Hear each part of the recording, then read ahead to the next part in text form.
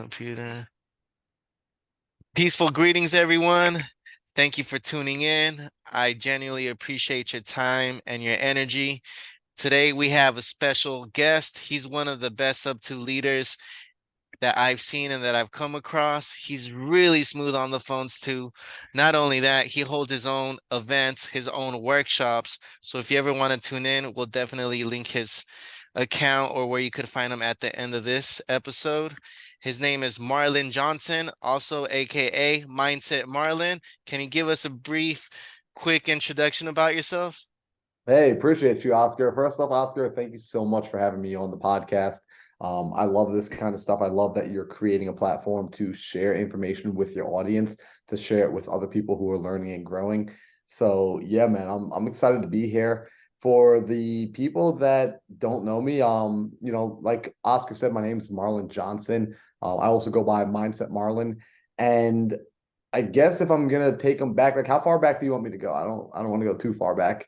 You can go far back, yeah.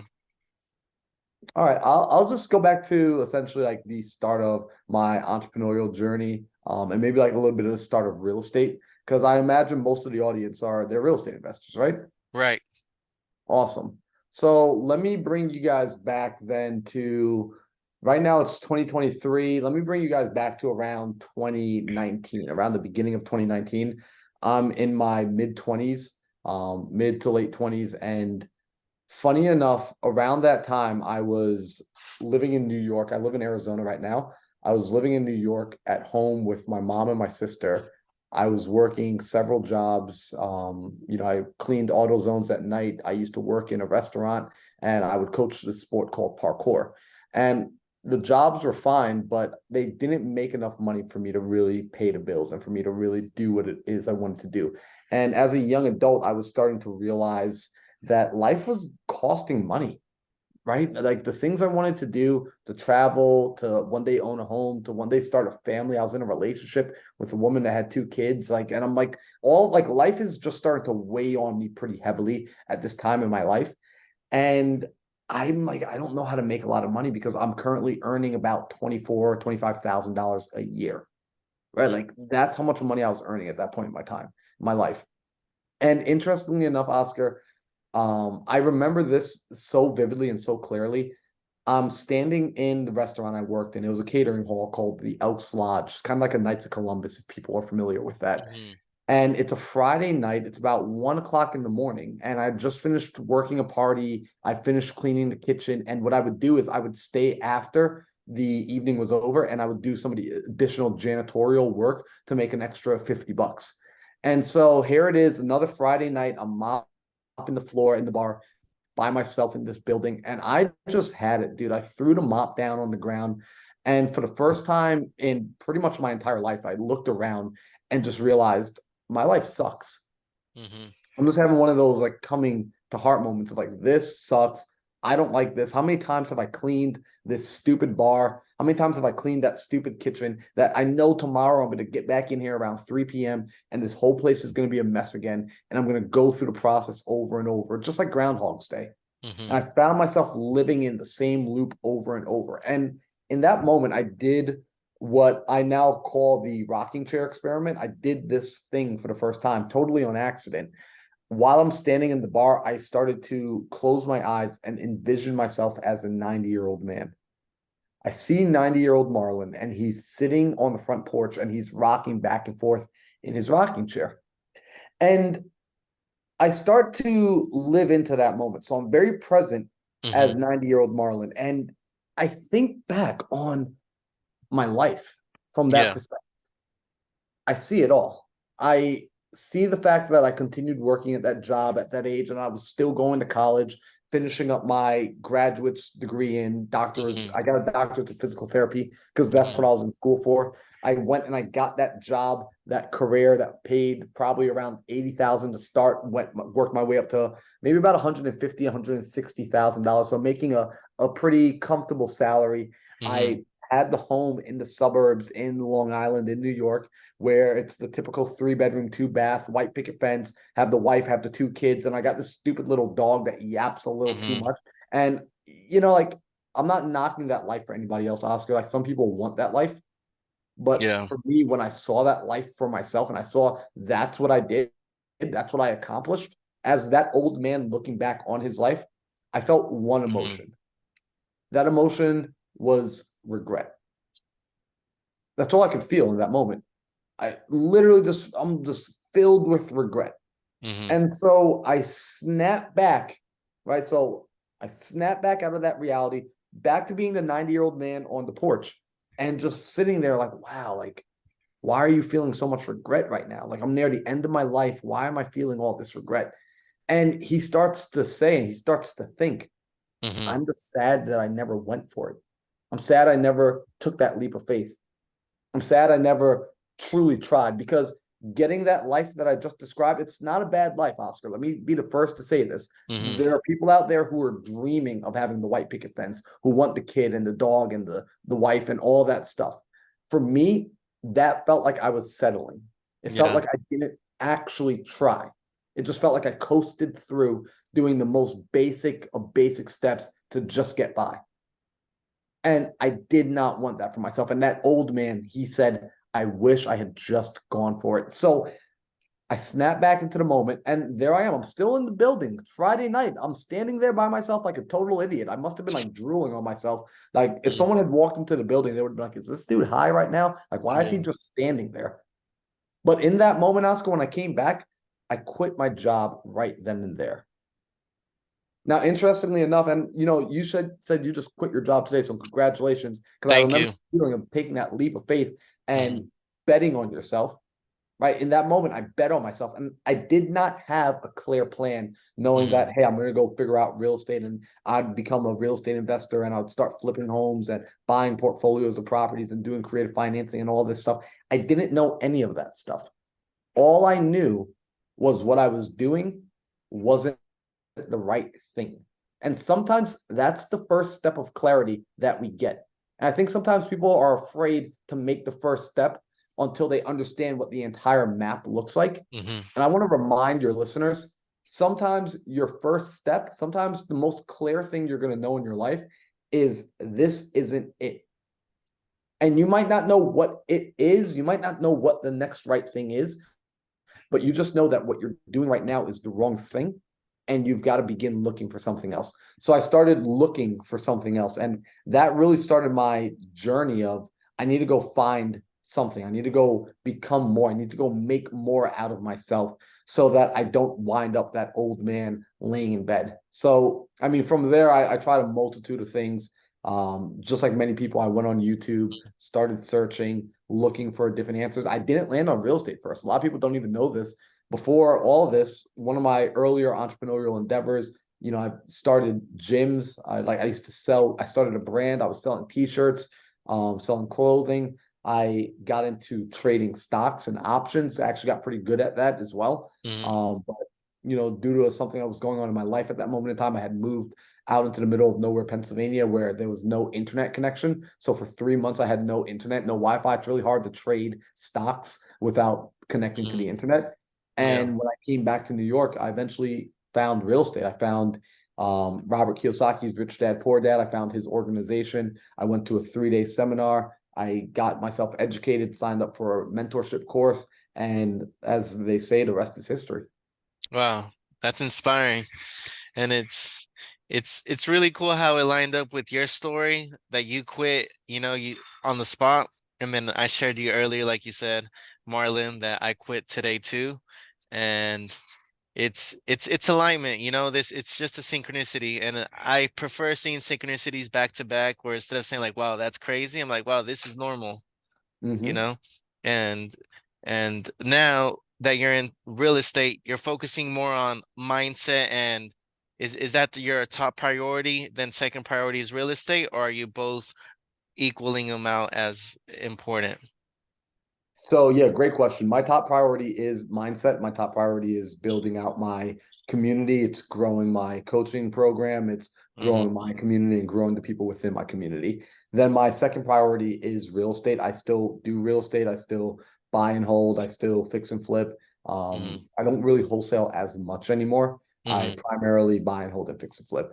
And so I have those two things going. in my world. So my active income now, more of it comes from, well, a lot of it still comes from real estate, quite frankly, just because I spent the last 3 years doing that. Mm-hmm. But I'm changing my focus to build more of my mindset community because that's what I love. Mm-hmm. Earlier you and I were talking about, Bob Proctor. Yeah. Some of those original voices that were in my head that were helping me make the transition from being that 9 to 5 or being the guy with 3 jobs, being the guy going to school, Mm-hmm. doing 40 plus hours of work per week, then doing 20 plus credits per semester, Mm-hmm. having full-time gigs, also trying to juggle a relationship. Right. It was a lot. My life was consumed with a lot of stuff. And the voices in my mind were very much people in poverty and middle class, right? There weren't people of wealth really speaking to me. And so the guys like Bob Proctor, Tony Robbins, Ed Milet, Les Brown, Dean Graziosi, those were the sort of voices feeding me mentally, helping me pull myself out of that paradigm and plot me into a new paradigm. Mm-hmm. So I fell in love with the personal development. I'm like a personal development junkie. I absolutely love it because it changed my life. I started to realize that in order for my life to change, I had to change. I had Mm-hmm. to start changing the way I was thinking. I had to start changing the way I see myself. And this is something a lot of people, I see this all the time, Oscar. A lot of people struggle with this in their new entrepreneurial endeavors, especially in real estate. I see it all Mm-hmm. the time in real estate. I mean, I bet you if I asked the audience, if we had a live audience right now, and I ask them how many of them feel like they have all the resources in the world to get deals done, but they haven't produced any of the results and they can't figure out why. Right. Because I see it when a person's not producing results, but they have the resources, they have the online courses, they've got the books, they've got the contracts, they've got the network of people that they could pick up the phone and call if they need help, and yet they still aren't getting themselves to create the results in their world. It's no longer an external problem, it's an internal problem. Mm-hmm. It's what's happening up here. It's in between the 6 inches in between their ears, which is causing the problem. It's their self-image. There's a saying that I know you're aware of, which is we'll never outperform our self-image. And Mm. so it's not about trying to outperform our self-image because a lot of people think, well, I'm just going to outwork my self-image. No, you're going to work to change your self-image. If you want to create lasting change, that's what you have to do. You have to work on changing the self-image, changing the internal blueprint. Until that internal blueprint changes, your life will not change. Your finances will not change. The results you're getting in your life will remain the same. They will always be in alignment to the self-image, even if there's a blip in the system that causes the results to temporarily spike. Maybe you had a really amazing month where you earned a lot of money. If the self-image does not shift, you're going to, what happens is individuals, we hear self-sabotage. Self-sabotage is really just your self-image getting back into homeostasis, right? Mm-hmm. It's the thermostat of your life just saying, oh, got way too warm in the room. Let's cool it down so we can balance back out in the middle. Mm-hmm.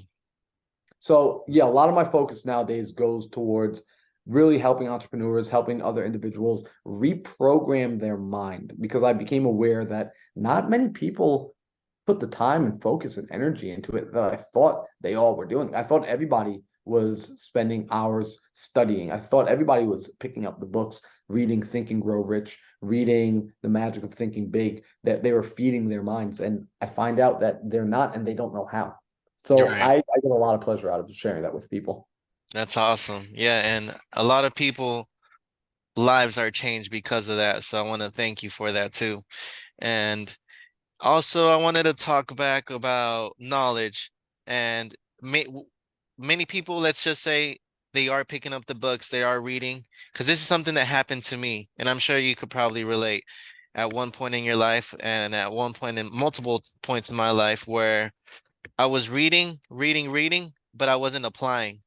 I was just Mhm. collecting information and I never applied it, and it never changed my life because I didn't apply it. And that was because of my self-image. So what's one or two things that I could work on, or the viewers that are watching, that they could work on themselves to upgrade their self-image?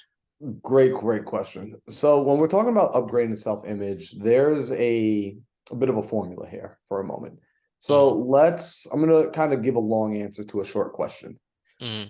When it comes to upgrading self-image, The reason we want to do it, the reason this is so important is because if I do not change the self-image, I can work as hard as I want. I will be out of alignment with the goals that I'm trying to create.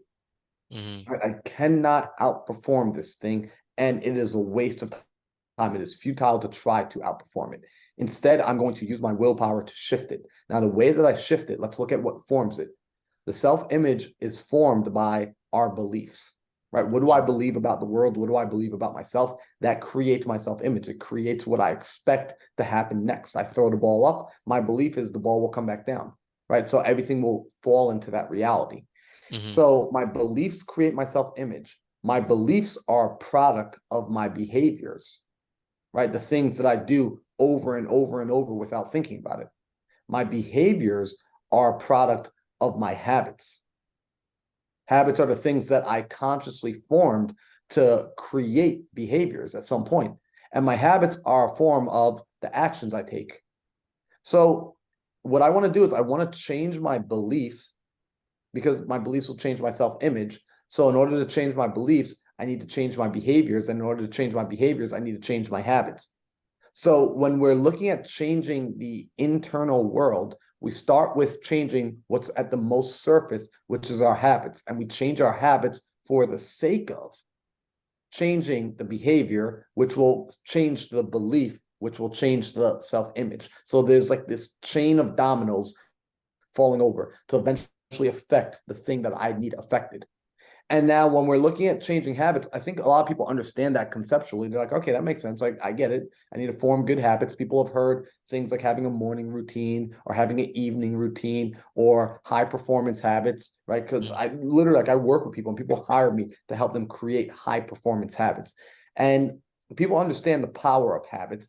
But what they mess up on is typically when a person finally is ready to change their life, Oscar, when they're ready to go, they come from this place of one of two places. Either they're so low in life that they're like, man, I'm tired of this. I'm fed up and I'm going to change. Hmm. Or they're riding this high and they're like, man, I can do it all. I can take on the world today. Hmm. Either way, they're coming from emotional peaks or valleys. So what they feel that they could do in those moments of times are based on that current condition. That's typically where they'll start to create this plan of, I'm going to just change everything all at once, all together, and it's not going to be an issue because the way I feel right now is fueling the plan I'm creating. And so they create a plan with the subconscious thought, because they don't really think it all the way through, that this energy that they're feeling right now will always be there 24/7 throughout the entire length of the journey. So what do they start doing, Oscar? They start stacking on. All right, first I'm going to create the habit of waking up early. I'm also going to create the habit of running 2 miles a day. I'm also going to create the habit of only eating protein, no carbs. I'm also going to create the habit of making 200 calls a day. I'm also going to Hmm. create the habit of donating to charity. I'm also going to create the habit of walking the old lady across the street. I'm also going to create the habit of journaling. I'm also going to create the habit of meditating. And they're talking about creating 20 habits at once. And maybe for the first 2 days, they're feeling like supermen and superwomen because they're Hmm. still amped up and juiced up on that valley energy or that peak energy. But then Hmm. what naturally starts to happen? Life starts to stabilize again. And when it stabilizes, they start to miss one or two of the things that they said they were going to start doing. Right. So now they start to break this habit. Then they Hmm. break this habit. Then they break this habit. And they've got 20 of them, but they're still running 7 habits good. They just lost 13. But now what happens? They start making a mental association of, ooh, I'm a habit breaker. Ooh, I'm a person that doesn't follow through on what he said he was going to do. And when people ask me about it, there's a bit of shame and guilt. And all of this starts to crumble the empire. And now, not only am I standing in the same spot I was standing before, but I Hmm. feel worse about it because at least last time I was standing here, I didn't try and fail. Now I'm standing here with failure associated to the attempt I just made. All because they try to take on too much too soon. And they believe that because they learned about something, it meant they learned it. So they read in the book, like, I'm supposed to have all these 40 things, and they conceptualize it. And they Hmm. believe conceptualizing something means you also learn it experientially, and it should just work like that because you comprehend. That's not the case. We have to give things their time. So what I do with people is I have them work on one habit at a time. And some people are like, but Marlon, I could do so much more. Great. Prove it to me by doing this one first. If this is so damn easy for you, get it done first. Lock this habit in. Do not miss a day. Take the next 90 days and do not miss a single day of doing this one thing. And what happens is when people start to commit to this, that habit that they start to instill in themselves, that starts to increase in capacity, it increases in quality, it increases in quantity. They get better at doing what they're doing, they do it faster, it takes less conscious energy, and it becomes a part of them. And a new expectation gets born inside of them. And that with that new expectation, we could also change that as a new belief gets born inside of them. And that belief changes, it begins to change the self-image. It changes what they believe about themselves. It changes what they believe about the world. See, sometimes people are trying to gain confidence without doing the work. And they're like, man, but like, fake it till you make it. Problem with that is, you're faking it. So internally, you believe you're lying to yourself. Mhm. So when we're really looking at changing our belief, we've got to Mhm. be okay starting small, and being okay starting small and slow. And people think, well, but Marlon, so it's going to take me 90 days every time I want to build something? No. In the beginning, it will take you 90 days. It might take you 180 days. Hell, it might take you an entire year. But Mhm. what happens is after you get that habit locked in, and that component is now mastered in your life and it's locked in, that component comes with you to the next thing you want to start learning. And now that confidence that you gain from learning this comes with you into this next area. And that proof of concept, that process works, comes with you into this next area. So now this next thing you want to learn, it doesn't take you a year of like trying to get yourself to believe it will work. You get this thing locked in 3 months. And now you got these two components, and then you move on. And now the next thing you want to install only takes you 3 weeks to install in your life. And this is how we start to grow, because the compounding effect of growth is exponential. Mhm. No, I highly agree. You're definitely right about that. And I've experienced that myself where I just want to create, or I do create multiple habits and I don't keep up with them because I just want to do it all at the peak of that emotion instead of being realistic and focusing on one thing. It happens. It's one of the most common reasons why people don't continue. And here's the fun thing: it's okay to want to do a lot. However, setting non negotiables of saying, okay, I want to do a million things. And right now, today, my energy is super high. I'm going to Hmm. go do a million things because I've got the energy to do a million things. Great. But at the core of it, there needs to be the non negotiable habit that you're working on, Hmm. that no matter how you feel, up or down, that thing gets done no matter what. Yeah. Because a non negotiable is a non negotiable. And if I'm telling you that you've got to have something that gets done no matter what, I can't predict the future. I don't know. Oscar, isn't it true that some mornings we wake up and for whatever reason, no matter what's going on in our life, we feel bad, right? Like we Yeah. have It an off day, happens. no Yeah. matter what. Your life could be going well. You could have just gotten the deal closed. Your friends are happy. Your family's healthy. Everything is good. It's a sunny day outside. But for whatever reason, you're just feeling sad. Hmm. It happens. It's called being human. Because we also get the days where we wake up and for no other reason besides having just woken up, we're just happy. Hmm. Just happy. No reason. No, like, why are you smiling? I don't know. Just a good day, I guess. Yeah. Life's just happening. And knowing that the bad days are going to come and also these good days are going to come shouldn't affect what needs to be done. And I'm a proponent of positive thinking. I am absolutely about, hey, think positive, live from a positive place, have gratitude, all of that stuff. However, at the same time, when it comes to creating and building a business, we have to be real, and we have to recognize there are certain things that need to be done regardless of how you feel. If you feel great, that's a bonus. Regardless of how we feel, though, there are certain responsibilities, very much like if we have kids. Hmm. Regardless of how I feel, I still have to take care of my kid. I am still responsible for parenting and taking care of that child. Now, I want to do everything I can to make sure that I feel my best as often as possible, of course. However, I'm not going to say on the day I don't feel like it, I don't take care, I don't feed my kid that day because I didn't feel like it. Yet Hmm. people do this with their habits, people do this with their dreams, people do this with their business. And then they have the nerve to ask why it's not working. Well, because you're only doing it when it's convenient to you. But I'm sorry, you're trying to get a rocket ship into outer space. You need to be able to get through escape velocity.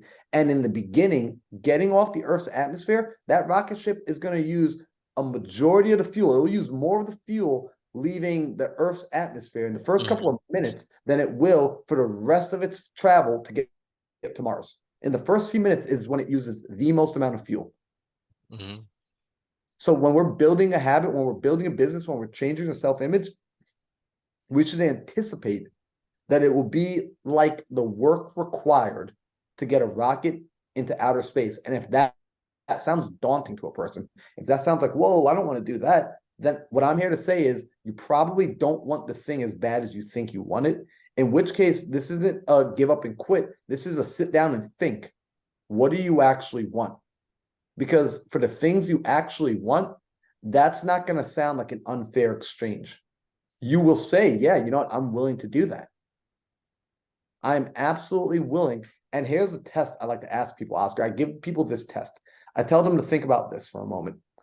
Think, okay, if I told you, let's say your goal is, I want to go and get my first real estate deal. I want to get my Mhm. first wholesale deal done. I want to make a check for $10,000. Awesome. I say, what have you been doing?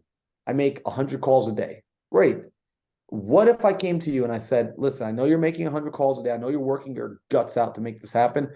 But in order to get that check you're looking for, that 10,000 check, it's going to require you to do 10 times the amount of work you're doing currently. I need you to Mhm. 10x the effort. That's what it will require in order for you to get that $10,000 check. Are you still willing to do the work?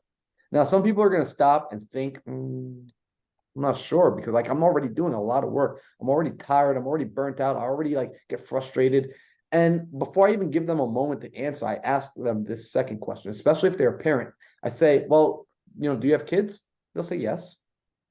Let me ask you a question. If I told you that in order to raise your child to be the happy, healthy human being that you want to see them grow up to be that happy, healthy adult, Mhm. it's going to require 10x the effort than you're currently putting in as a parent. You're going to be required to do 10 times more the effort.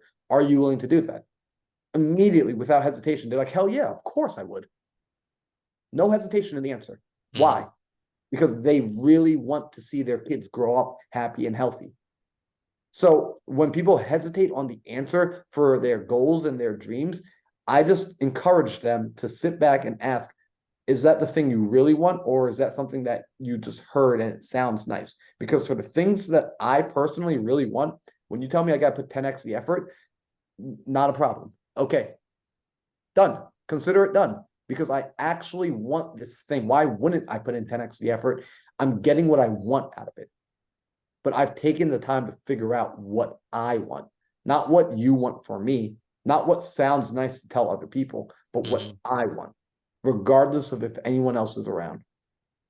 Does that make sense? It makes 100% sense. And I love the answer. It was detailed with two examples. Like it was great. Thank you. And with that being said, we have to focus on one habit for as long as until we master that one habit, then we could focus on the second habit and third. In order to do that, we require discipline. Not many people have the discipline to even think for themselves or have like just to like you said sit down and think. Many people can't really do that because I had trouble in the beginning doing that. I wanted to use my imagination. I was aware of how imagination works, but I couldn't use anything because I had a mental fog and I felt like I had a mental block. I would want to picture a car, a cell phone, food, anything, and it wouldn't come up in my mental like, and I had trouble, but I had to train myself. I had literally to sit down and tell myself like I'm not gonna move until I visualize a pencil, you know, and it takes a lot of work to do that. Is there a shortcuts for that, or there's no shortcuts? You just have to be disciplined and stick to it. What's your experience with strengthening your imagination and Yeah, great. visualization? Yeah, great question. Because people do come to me oftentimes and say, I suck at visualizing. And I typically tell them, like, no, you don't. Like everyone can visualize. Two, there's a few reasons people think they're bad at visualizing. One is we visualize so quickly that sometimes like we're expecting like this movie scene Mm-hmm. to like kind of unfold before our eyes, but the mind and the brain can make that image happen so quickly that it sees it, it processes the information, it gives you the feedback that you're looking for, and then it's done with the task. So it Mm-hmm. almost flashes by so quickly that it's not what people expect, but it's what's happening at the speed of thought. It's happening at the speed of light, almost. And so that's one thing. Mm-hmm. But for people like, well, no, Marlon, I'm trying to slow it down. I'm really trying to hold that image in my mind. I want to see that image.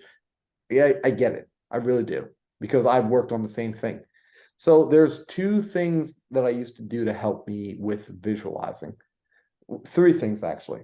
The first would be I'd grab the pen, right? I'd get the pen, I would look at it, and then I would start to close my eyes and I would still try to see it, right? So I would take it in visually with my external eyes, with my external senses, and then I would try to paint the picture of the pen in my mind, even with my eyes closed, and see it as best I could. And even as I would start to move it around in space, I would see it in my mind moving around in space.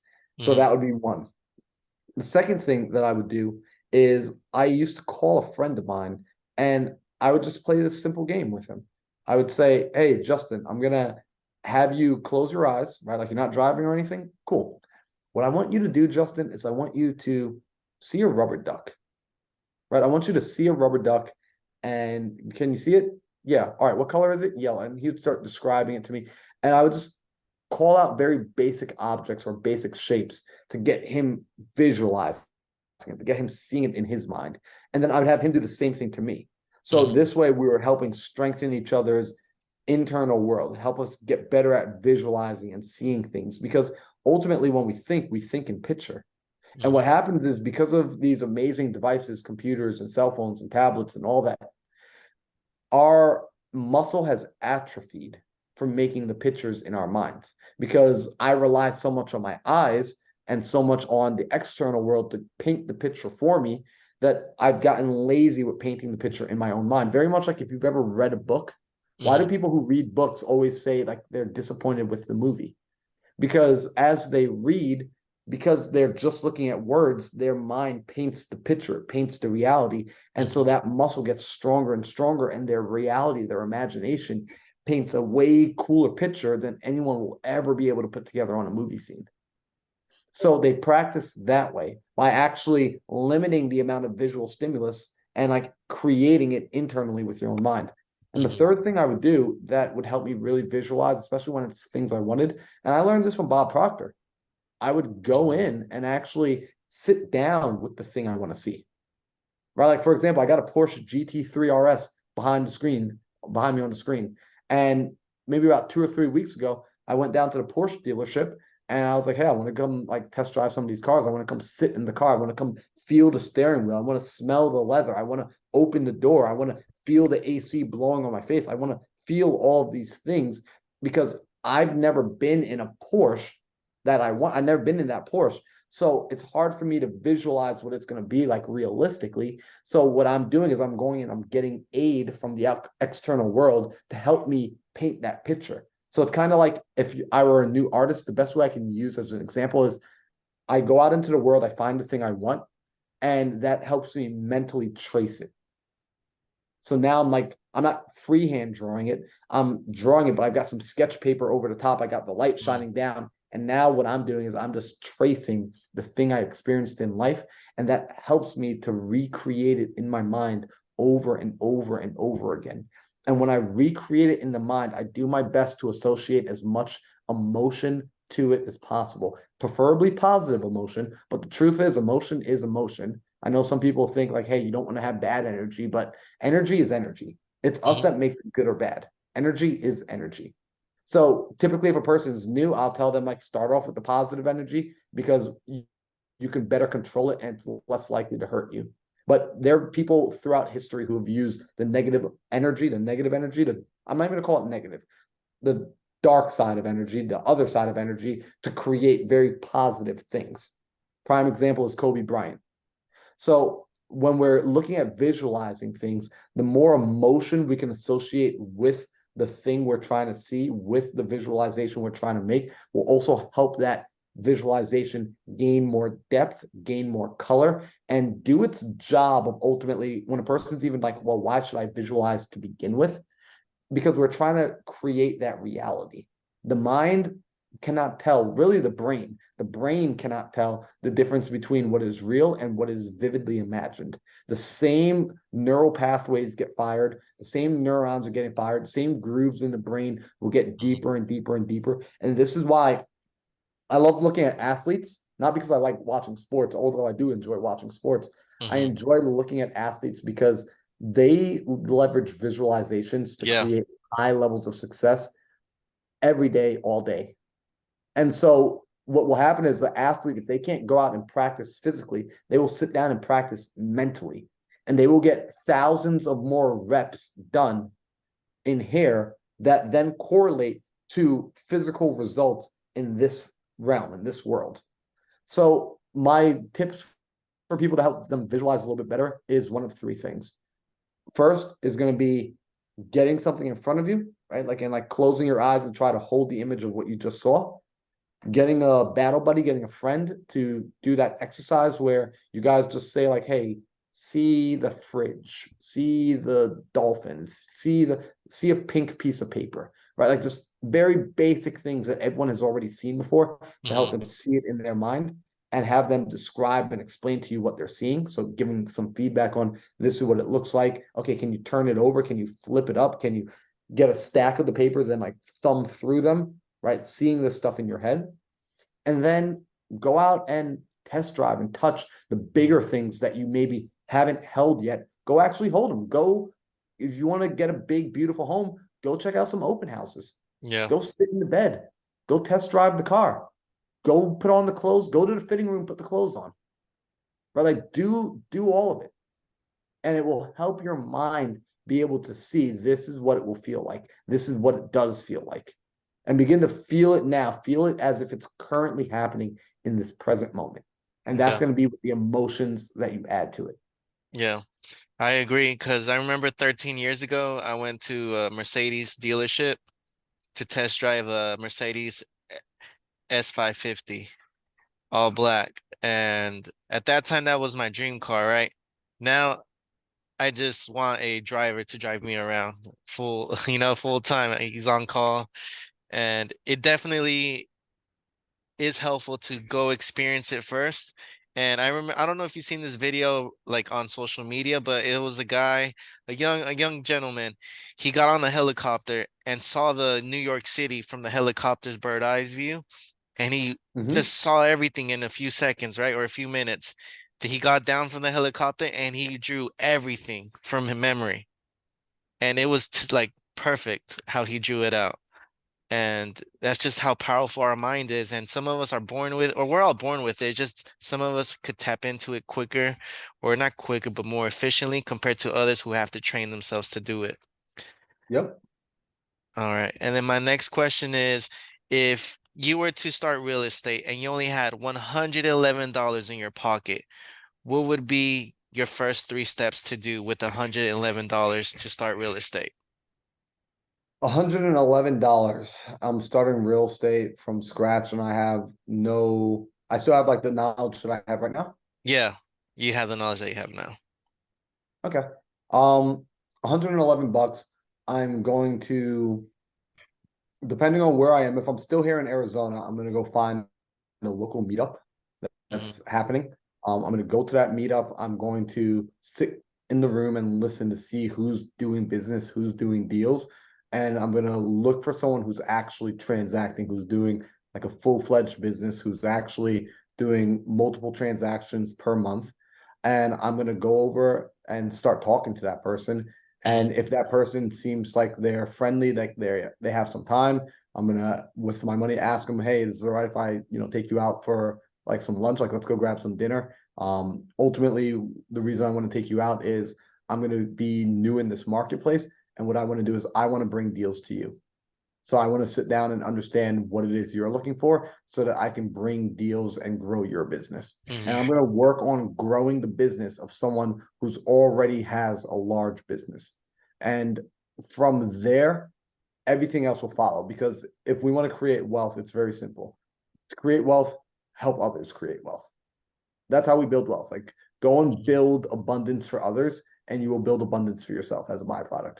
So I'd find that person, figure out what they're up to, figure out how I can bring them business. And from there, I know within that what that would look like tactically. If a person's like, well, Marlon, what would actually happen? Probably on that lunch, I would sit down, find out where they're buying, find out what they're looking for, find out that they probably already have a team of like people calling and this and that.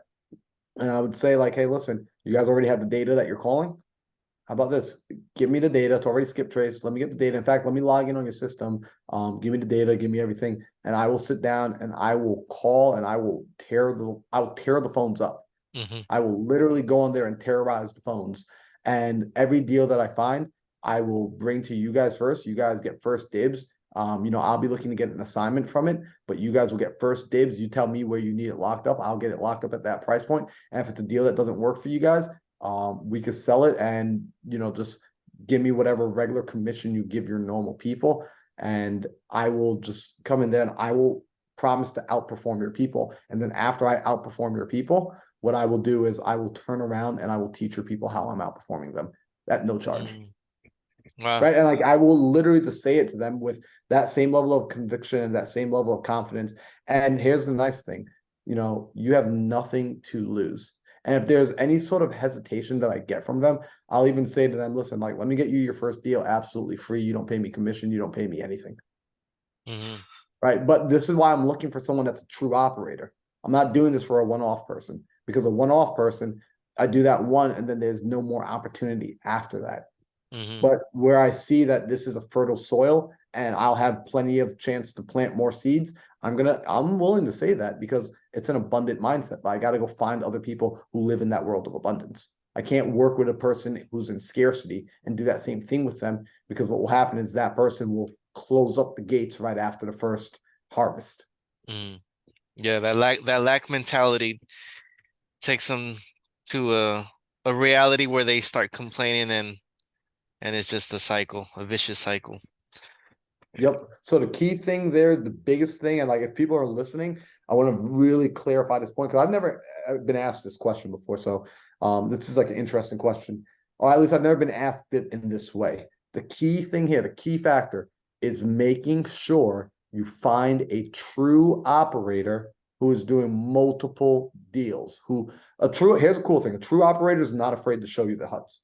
Right? Mhm. Like it's not a uncomfortable question for us. It's not a like, hey, can you show me your HUDs? Hey, can you show me your bank statements? Can you show like those aren't uncomfortable conversations. Like that's just it's normal. It's Yeah. uncomfortable for people who aren't doing that, right? Like it's very uncomfortable when you ask someone who's not doing it and they're pretending to do it or they're saying that they are, Mhm. because now they can't back it up. But when you go and you find someone and you're thinking about, okay, I'm going to go run this play, I'm going to go find someone and be of service to them, just also make sure that it's the right person to be of service to. Mhm. Because at the level of our soul, we are all equal humans. We are all equal at the level of our soul. In the marketplace, we are not all equal. In the marketplace, that we are different. We are as different as can be. And those differences are what create opportunities.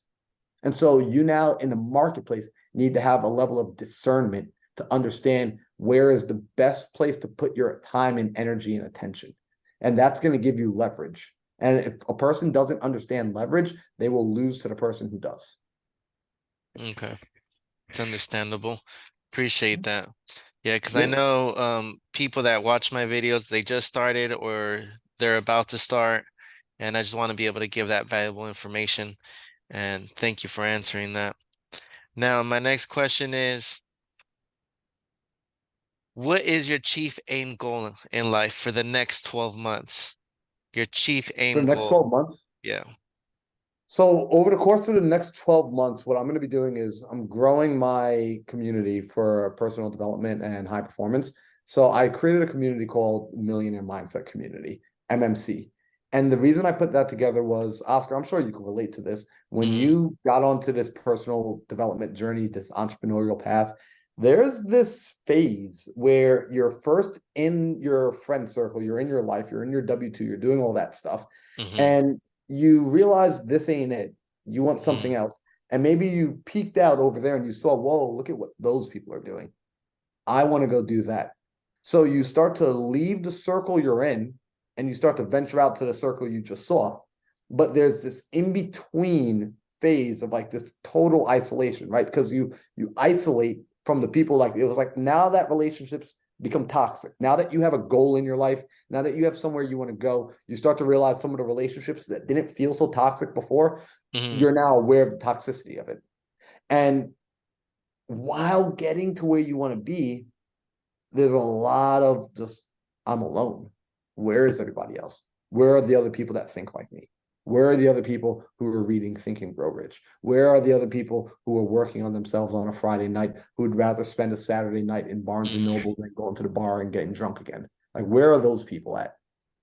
And we start to be convinced that we are the only one. There's no one else like us. And even when we're inside some of these groups where we're learning about e-commerce or stocks or real estate, sometimes even inside those communities, it feels like, man, like, these people only want to talk to me about like high level deals. And I'm still learning that stuff. But I'm not there yet. And like, where are the people that like, I'm still working on becoming? I'm still working on becoming the better version of me. Where are the other people who are still going through their Hmm. personal development? I was looking for those people and I could not find them. I didn't know where they were. I was like, man, wherever they're at, I don't know where they're hanging out at. Right. Hmm. Like I want to go hang out with them, but I just don't know where that is. So I created that space online. I created the Millionaire Mindset community. Actually, Maurice Grant and he's no longer a part of it, but he helped me create it in the beginning. And what it is it's a group where entrepreneurs and growth minded individuals come together and we work on ourselves. We work on our personal development. We're reading books together. We're going through videos together. I mean, like it is just as much as like sub two is about like let's come together and figure out how to do deals Hmm. together. This community is, hey, let's come together and figure out how to become the best versions of ourselves. Right? Like, Hmm. where's the accountability? Hey, what are you learning? Hey, what perspective did you pick up when you read that book? Hey, what podcast did you listen to? All right, we should all listen to that. And what we would do is we meet weekly for like just a deep dive. I run those deep dives. I run that call with everybody, and it is just me sharing what I've learned over the last 10 plus years of personal development. And what happened is the community, I used to run morning calls Monday through Friday that I was on these calls 7 a.m. Eastern every day, Monday through Friday. I did that for over a year.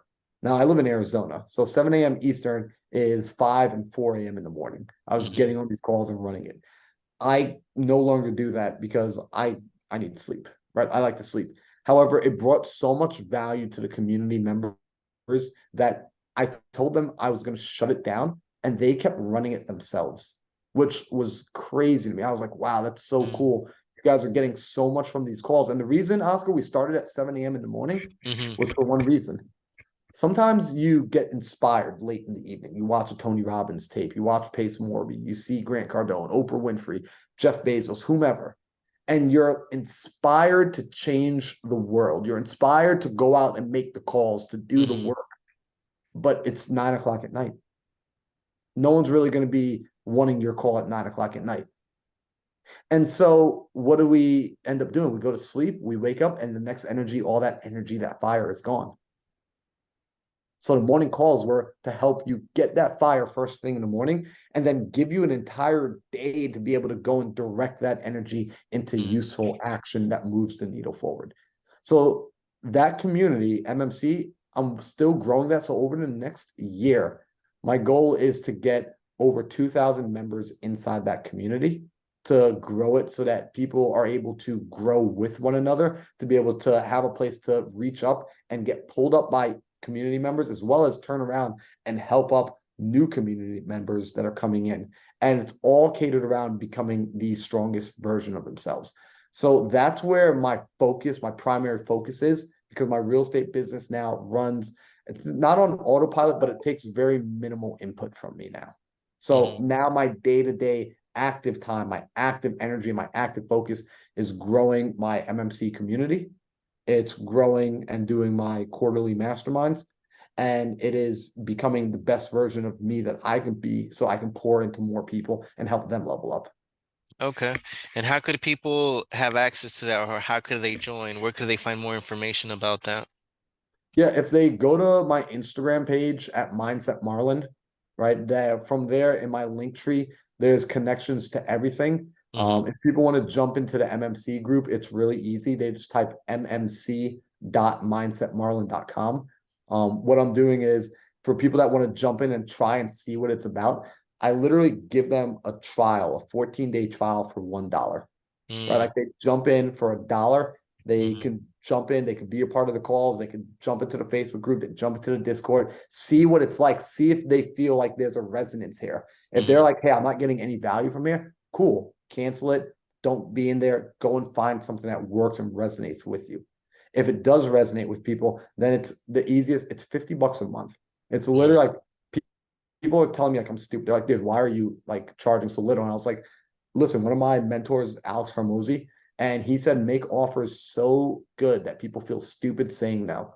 Yeah. And I was like, for the value that people get inside that group, they're just like, dude, this is worth thousands of dollars. And I'm like, Yeah. I know that's literally the point. I want to make it so good that no one ever feels that they're not getting the value, and so dang good that people literally come in there and they feel the need without me saying anything to refer a friend. That's awesome. That's great. That's awesome. And when is your next workshop? So I'm doing a mastermind. Our next mastermind is January 12th. It's going to be here in Gilbert, Arizona. We're holding it at the Mindset Manor. That's happening the weekend of January 12th. So that site just went live a few days ago. I Mm-hmm. think we already had 2 people put their application in. We are only taking 15 people, so it's very, very small, very, very limited. But again, if people are interested in that, the link's in my bio, or they could just type in mindovermattermastermind.com. I haven't really started promoting it yet because the video editor is still cutting up the footage from the last mastermind we just held here a few weeks Mm-hmm. ago. But yeah, in the next week or two, if people are following me on Instagram, they'll start to see content and footage and all that good stuff.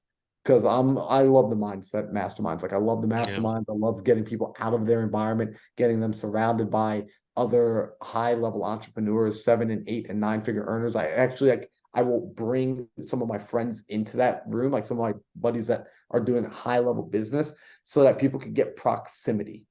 Yeah. They can come and be around other people at this level, and it can start to demystify the energy that they're trying to create. Because when people are trying to visualize and they're trying to feel what it would feel like, again, just like test driving the car, I want them to also come and spend time with these people. Like my friends that come out, they're like high earners. They come just because I'm asking them, right? Like it is purely as a favor. They come out there and they spend time with everybody, and they're just showing up authentically. So they're there because they want to be there, which allows them to express their truest energy, right? Like Mm-hmm. they're not there selling my friends. They're not there like saying, hey, sign up for this, sign up for that. Like they are literally there. They're also working on themselves as well, because also that personal development, it never stops. Mm-hmm. So yeah, that's happening January 12th. So if people are interested, they can just go to Mm-hmm. mindovermatter.mindsetmarlin.com, and they'll be able to fill in the application and get signed up. Again, seating's limited. So guys, like if you think it'll be good for you, sign up. If you got questions, shoot me a DM or fill your application in, then shoot me a DM, because the application will also answer some questions that I basically will have for you if you ask me questions about it. Awesome. Appreciate that. Now I'm gonna open the floor if anyone has questions. We have Yamil, Doroteo, and Wade. If y'all have any questions for Marlon, feel free to ask. And this is my the team that I was telling you about. Oh, sweet. What's up, Yeah. y'all? Let's see if they answer. If they're there. They might be taking a nap over there. Yo, what's up, man? Hey, nice to meet you, Marlon. Man, you said some deep stuff, man. Like I really resonated with a lot, because I feel like throughout this journey of life, we all go through our self-development phases, and we all like I'm getting out of my comfort zone right now. I just got burnt out on my W-2. Um, and Oscar making that power move to quit Energy Ogre, because I used to work with him at Energy Ogre, and him quitting really inspired me, because I'm just about right there too. Like I'm on the edge right now. And especially seeing, like, going to these real estate events. We went to wholesaling live. We got to brush shoulders with 9 figure earners and stuff like that. It really inspired all of us. So, and Oscar closed like a couple deals on the spot, pretty much. You know, like I think they're pending in escrow right now. So stuff like that really is like usually I would be just trying to kick my feet up, smoke a joint or something, just chill right now. And I'm like, man, I'm about to take my ass to this real estate networking event up the street. You know, I'm about to still go, even though my old self that I'm shedding off is saying no, just stay at home and relax and chill, you know. Like you already did your work for the day. The new version of me that I'm developing or becoming is saying like no, that's the ways of the old. Like the new you that's gonna embody and manifest who you're really trying to be at is going to that networking event. So yeah, man, I already followed you on IG. I appreciate everything you said. I wish I could have caught all of it, but yeah, man, much respect though, much respect. Yo, Wade, I appreciate you, man. I appreciate you sharing that. And I love to hear that you're hearing the voice of the past Wade, right? Like you're hearing that version of you that's saying, yo, man, just come back to the couch. Yo, roll the joint up. Yo, just kick Netflix on. I get it, man. Like I used to do the same thing. Right. Yeah, And then when I realized, I'm like, man, I'm reliving the same day over and over and over, expecting like I got this expectation something's gonna change, yet I'm not willing to do anything different. right, right. It's like that Tupac song changes like man, shit ain't gonna change unless we make a change. Like we gotta make a change if we want to see a change. Because if not, then it's gonna be insanity. Yep. Literally, it's gonna be doing the same thing over and over, expecting a different result is gonna happen. And then it's like, all right, don't hold your breath. Like let's see how long it's gonna take for that change to happen when you're not doing nothing different. You're just staying on the same loophole, on the same hamster wheel, just every single day. So yeah, it's like it comes to it like an awakening, like an epiphany, or that light bulb moment where it just sparks up and it's like, oh man, I gotta switch it up. It's time to maneuver and make some power moves right now. Yeah. Love it, man. Do you have any Yo, you, Yeah. questions, Wade or Yamil or Dorotel? So no, I don't have any questions. I just, man, everything you were asking, Oscar, was just like on point. And you know, I messaged on the chat, man. Like it's something that, like I felt like I needed to hear in order to internalize and embody. You know, like I'm already on the path. You know, I feel like that's what kind of manifested us together, because we're all on that similar path. Uh, but man, like the part about choosing one thing to focus on, like one habit to create, you know, versus like these 20 new habits, you know, like that kind of rang home to me, man. That like, because like, you know, sometimes I'm just like, man, I gotta change so much about myself. There's so much aspects about myself that I feel like I could sharpen and improve. And then, you know, you kind of just get overwhelmed and flooded. But man, Marlon, I appreciate it. I'm also following you now on Instagram. And I look forward to like absorbing some more of that content, man, and you know, and internalizing it so that I can embody it and show up as my higher self. So just I just want to say thank you. No questions, but I just really appreciate it, man. yeah, And man. also Yo, I I appreciate appreciate yeah, I appreciate you, man, especially making the time, especially like while you're driving, like and all like again, like you know, it could have been an easy excuse to just be like, yeah, I'm not home, I'm driving, but like you chose to be on him, and so I'm glad to have you, glad that you got value. Cool. And how about you, absolutely. Dorotel? Yeah, I have two questions.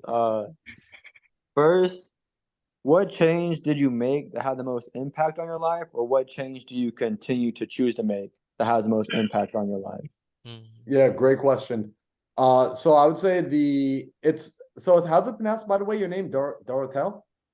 You're really close, Doroteo. Doroteo. Yes, sir. Yes, sir. All right. So Doroteo, the big thing that changed me the fastest, right? I consider it like the cheat code here, is what I refer to as the campfire effect. And this is the power of proximity. Mm. Truly, truly, truly, I think this is probably one of the greatest cheat codes for humans, is we are very much a monkey see, monkey do. We change through osmosis. If I were to take you and let's say when you were born, when you were an infant, I picked you up and I dropped you off in the middle of like China, you'd probably speak perfect Chinese. Not probably, you would speak perfect Chinese. Yeah. Right? Why? Because it's what would have been spoken around you. You just would have picked that up. You would have picked up the culture. You would have picked up the language. You would have picked up all of that because it was in your environment. When we want to change, it's important that we change our environment. Sometimes we don't have the luxury due to life circumstance in that moment in time in that chapter, right? Like if I've got kids or if I've got like a sick parent or I've got family that's depending on me or whatever the case is, there are certain things that lock me into my physical environment that literally prevent me from getting up and leaving. In those cases, I change my internal environment. What am I listening to? What am I reading? Who am I talking to? Who am I letting speak life into my ear? Right? I get really, really critical about who do I let speak to me. There's only a handful of people that I let them penetrate into my mind. Everyone else, I'll listen to you to be polite. However, I'm not taking your opinion. I'm not taking your advice right now, not in a negative way, but I'm very filtered in who and what I'm listening to because I understand I absorb my environment, changes me. My environment creates me. I also have a part of creating my environment, but it's a two-way street. So when I want to change, I start by changing my world. I start by changing where I am and who I'm spending time with, and then what I'm listening to. So you want to speed things up. You want to start making money faster. You want to start doing more business. This is why when Oscar asked me, what would I do if I had $111 and like I had to restart over? What's the first thing I said? I'm literally going to a meetup. I'm going to go find the top producer inside there and I'm going to go spend time with that person, right? Like, hey, let me bring deals to you. Because now by bringing deals to him, I'm bringing value to him. I now get to spend more time in his or her world and I will start to rebuild through osmosis again. Right? Because Warren Buffett, Uncle Warren said this, right? Warren Buffett speaks about this idea that it's not about how hard you're rowing. It's about what boat are you in. Right? If you're in a canoe and I'm in a warship, sorry, it doesn't matter how hard you row. You're not beating me. Yeah. Because we're just in two different vehicles.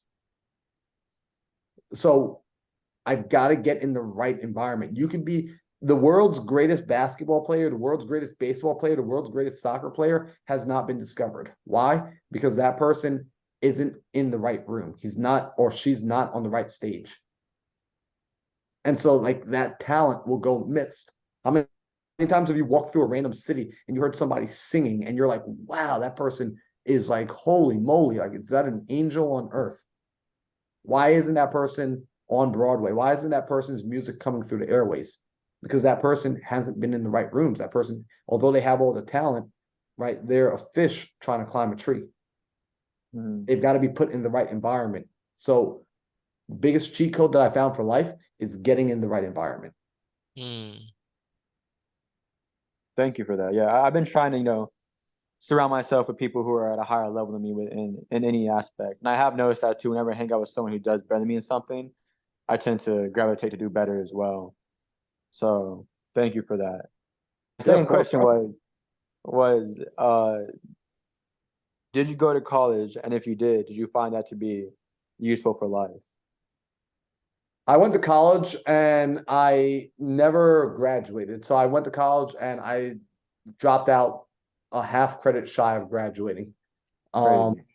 There's a reason. Like I would have graduated, except I got like kind of like, and this isn't the right or wrong thing to do, but this is just what I did. I found out when I was going to get registered for graduation that I was a half credit shy, and I'm like, are you serious? Like I'm a half credit shy, like so like a gym class, and they're like, yeah, like a gym class. I'm like, all right, fine. Like it's like the end of the season, like sign me up for a summer gym class. I'll take the stupid gym class. And they're like, well, no, we don't offer any gym classes in the summer. You have to wait till the fall and do an entire semester. I'm like, so you're telling me I've got to come back next semester. I've got to spend another couple thousands of dollars, hundreds of dollars commuting back to school again, wasting time like to take a gym class so that I can graduate. You're telling me my degree doesn't mean anything. And this was just Marlon being young and stupid and just getting very in his feelings. But I was just so annoyed that they were telling me that I couldn't get my degree without taking a gym class. Yeah. Meanwhile, I'm a professional pro parkour athlete. And I'm like, why Yeah. are you kidding me? And so with that, I just walked out of the building. I never came back. And I proceeded to pursue entrepreneurship. Um, do I think college is helpful? Depends on what you want to do. For some people, absolutely go to college, 100%. Right? Like if you want to become a doctor or a lawyer or any of those things that require a ton of knowledge, please go to college. Like I would hate if my doctor came and told me like he never went to college. Like, no, man, like I'm looking for the straight A doctor. Like give me the dude that like aced every test. Give me the gal that like is just like a book nerd. That's who I want operating on me. But if my goals aren't in alignment with the vehicle or the path I'm on, I find 90% of people in college, when I asked them what they were up to, what they were doing, they didn't have an answer and they were just figuring it out. I think college is a very expensive place to just figure it out.